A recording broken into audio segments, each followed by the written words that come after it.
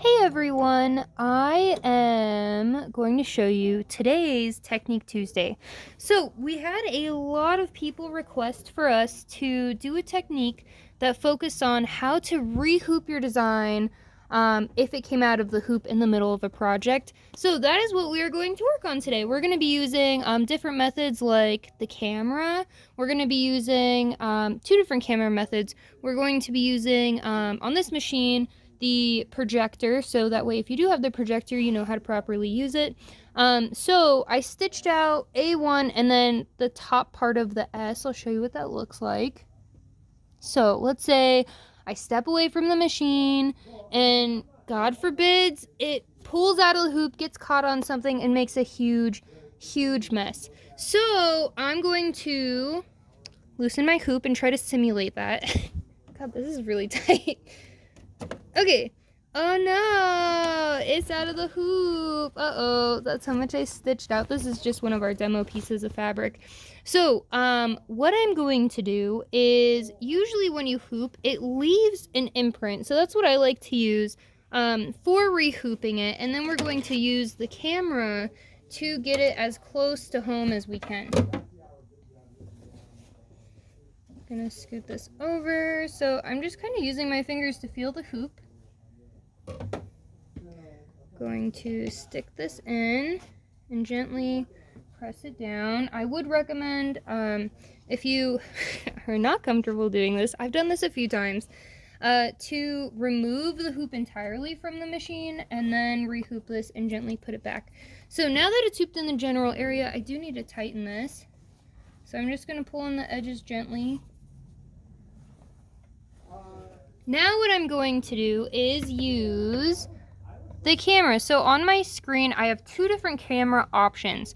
So what I recommend doing is writing down the stitch you're on. So we're on stitch 682 of 1806. So we're going to write that down. I have no paper and pen, so you'll remember it for me. We have to go back to the beginning of this design to use the camera. So we're going to be going back to the beginning, and then after it's placed, we'll go back to that specific stitch. So 682. So right here at the bottom, I have my needle plus and minus. I'm going to give that a tap and then go to 0. Now I can press OK and use my camera feature right up here. So I'm going to scan my image, and I don't think there's anything besides maybe this that can interfere. I did pick a smaller hoop for this just so we have more room to play. Let's press OK.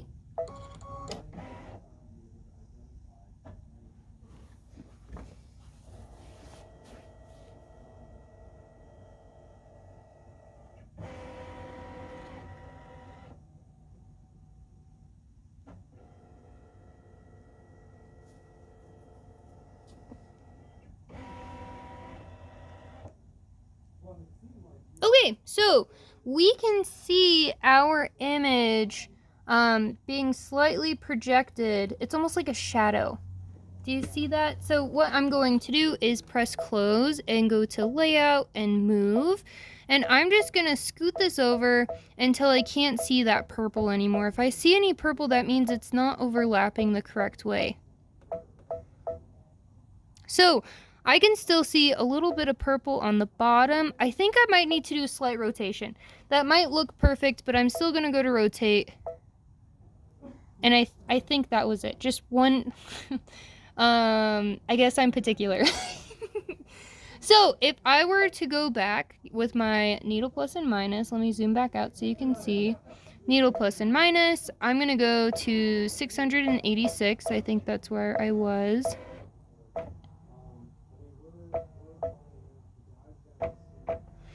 Okay, and let's see if we are there. We'll press start and then see how far off we are. Fingers crossed. And it looks like it picked up right where it left off. So I'm going to stop this and cut it. I should have gone back a few stitches to overlap the stitching for when my fabric got ripped out of the hoop. So let's use a different method. So now we're at 762. I'm going to go to 0. and press OK. So, on these machines, you do have a camera that shows your needle placement and positioning. This only really works if your design is centered in the hoop or if you have a very distinct start and stop point, like with edge to edge. So, in this particular situation, it might not be the best use. If you're sewing, it might be a better use because then you have like a bird's eye view of your needle and you could see exactly where you are starting and stopping. If I show you what this looks like here, do you want to touch it again? So, actually, ooh, look at that. I was just a smidge off. This might have been a better one. On my dream machine at home, I don't have these options. So this is a really cool feature on the Solaris and Luminaire. So if you have the dream machine or Destiny, then you might want to use just the camera. If you're on the Solaris and Luminaire, you could use this. Look, I can, I guess I can't really go back stitches, but it is showing me where the center is. And I guess if your center here is still represented the same as center there, you wouldn't necessarily need to move it around that much. But this is nice because you can get really, really precise movements with your camera. That's awesome. That's totally awesome. Wow. So the last thing we're going to do in case your fabric got popped out of the hoop is using your projector.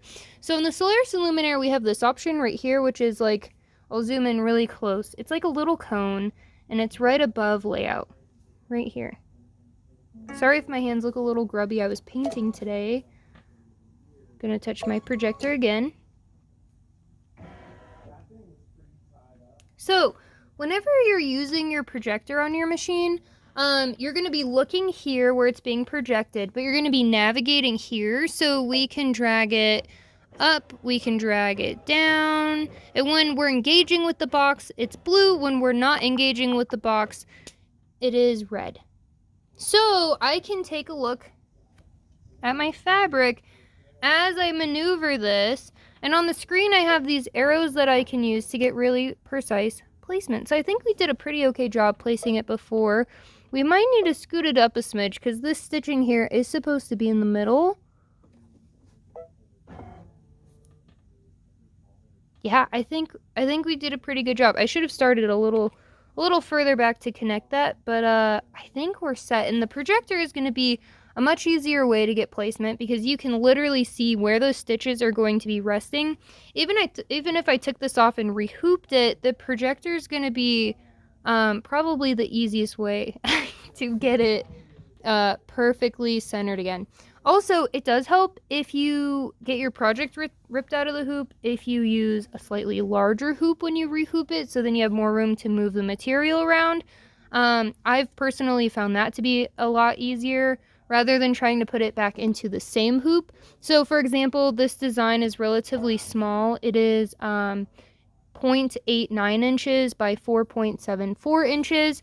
So if my design filled this entire hoop, it would be a lot more challenging to try to fill, like, reposition everything to a T because you wouldn't have room to rotate and you wouldn't really have room to move. So a few things to keep in mind down the road. But that was everything I had for this Technique Tuesday. So if you have any questions or if you have other requests for Technique Tuesday, you can always call the store. You can email us. The phone number is 775-852-2323, or you can email us at A1 Vac and Sew at gmail.com. Or you can email me personally, SHAWNA, the number 1, SEW at gmail.com.